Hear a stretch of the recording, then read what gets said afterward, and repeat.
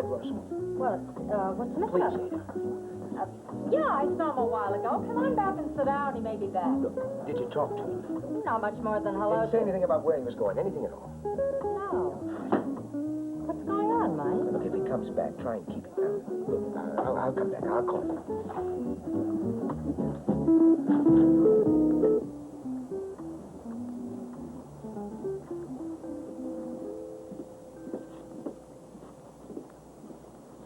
Tom?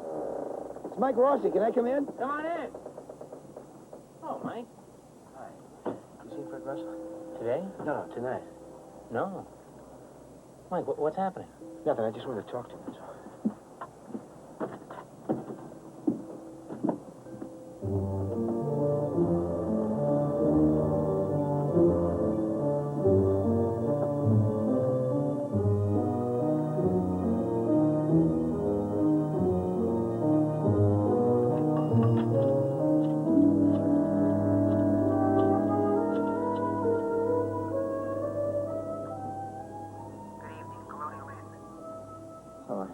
Let me have Fred Russell's room, please.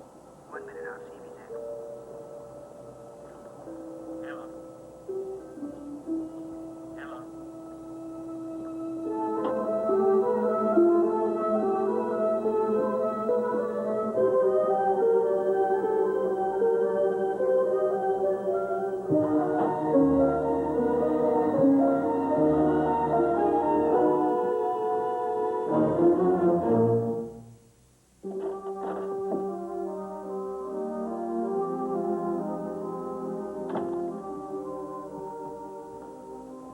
What are you doing here? I wasn't expecting you. This wasn't my idea, Mr. Gordon.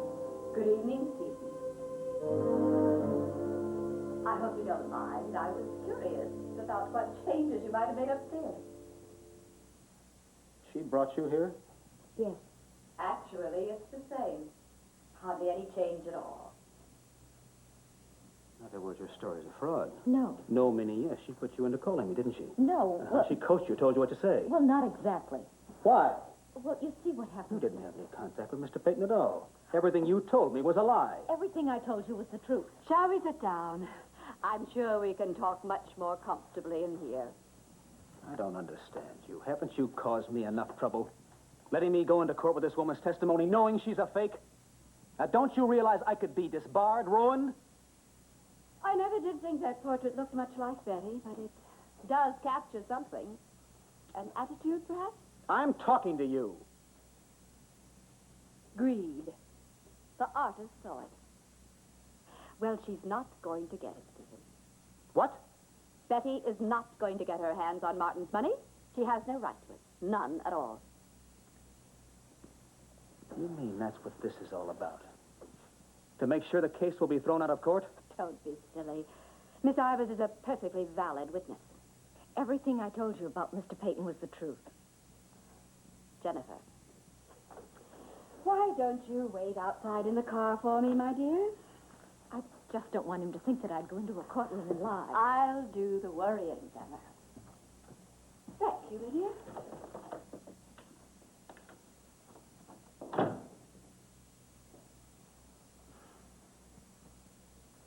Incredible. Where did you find her? She told you. She was Martin's nurse. He, took a fancy to her. And you sent her here. Yes. Why? I mean, what's the point? You don't want Betty to have the money? I want it for you. Me? Why should you plead Betty's case? Oh, Stephen, she used you to get next to the old man, to work on him, to beguile him into making her his heir, and then she dumped you. She is nothing but an ambitious, scheming little... Look, Mother.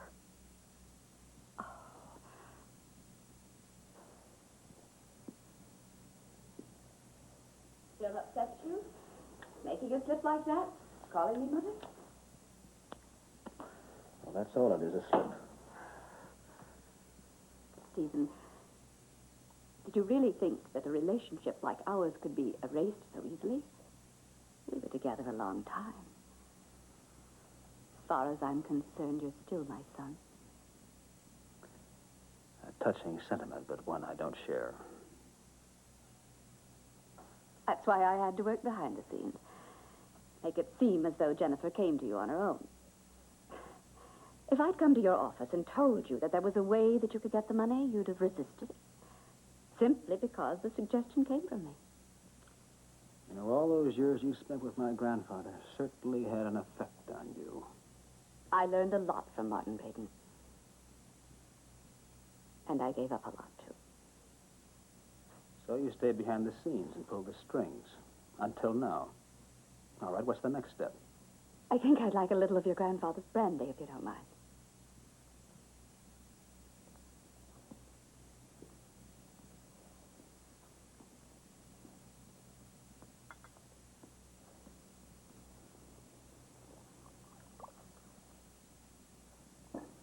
I like your hair.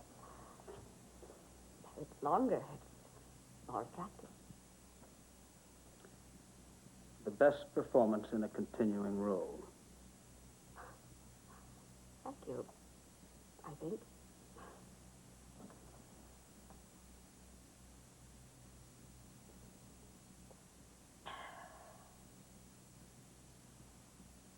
Martin's brandy.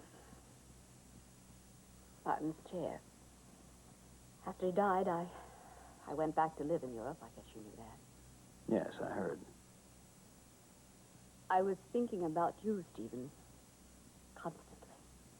I just couldn't forget that Martin had never given you what was yours. Not your proper name, not your birthright, and now not even your inheritance. It's over and done with. And then suddenly, in the middle of one sleepless night, it came to me. There was a way that you could get back at Martin Peyton. A way in which you could discredit all those ridiculous wills and claim the money as his oldest grandson. Wills? Yes. The last one that Jennifer witnessed and the one leaving the money to Betty.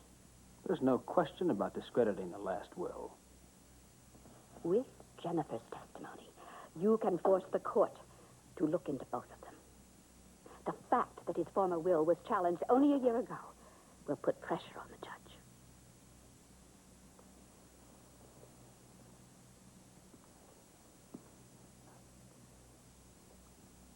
Yes. He'd have to admit that the provisions were certainly abnormal. And there might be a chance. You don't need Betty. No, you could be right. The money belongs to you, Stephen. It's yours. I have got to hand it to you, Mrs. Cord. You're a cagey one.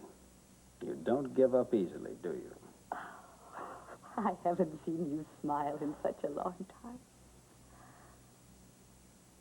Stephen, for so many years I worried about you. I planned for you. I'm not going to let anything interfere now. I'll get your coat.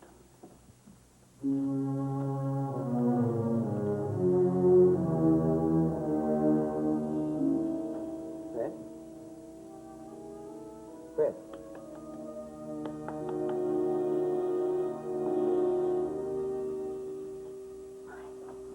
Mike, what happened?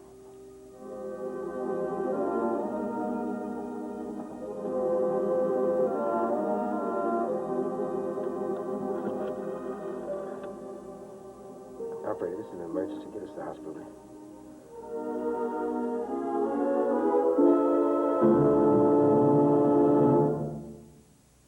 Preview from the continuing story of Peyton Place. I'm against using it as a club over his head. I want him to talk just as much as you do, but not this way. He's waiting for us to blow this wide open because for some reason it's too tricky for him to do it himself.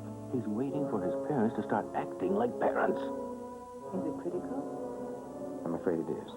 Is he going to die?